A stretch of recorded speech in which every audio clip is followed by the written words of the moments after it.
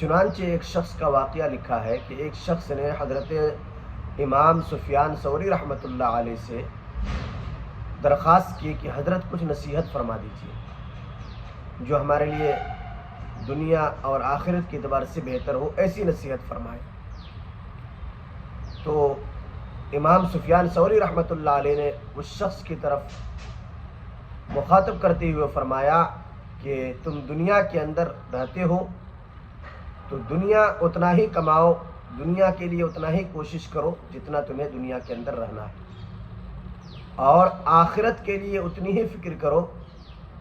آخرت کے لیے اتنی ہی کوشش کرو جتنا تمہیں آخرت میں رہنا ہے۔ در حقیقت بات یہ ہے کہ حضرت امام سفیان ثوری رحمۃ اللہ علیہ نے ایسا لگتا ہے کہ اس شخص واحد کو نصیحت فرمائی، لیکن اس نصیحت کے اندر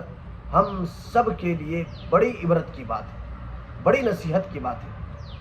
انہوں نے حقیقت میں ہمیں بھی اور آپ کو بھی، ہم سب کو انہوں نے نصیحت دی ہے کہ ہمیں بھی چاہیے کہ دنیا کے اندر رہتے ہوئے دنیا کے اندر اتنی ہی کوشش کرے جتنا دنیا کے اندر رہنا ہے، اور آخرت کے اندر ہم بھی آخرت کے لیے اتنی فکر کریں، اتنی کوشش کریں جتنا ہمیں آخرت میں رہنا ہے۔ اللہ تعالیٰ عمل کی توفیق عطا فرمائے۔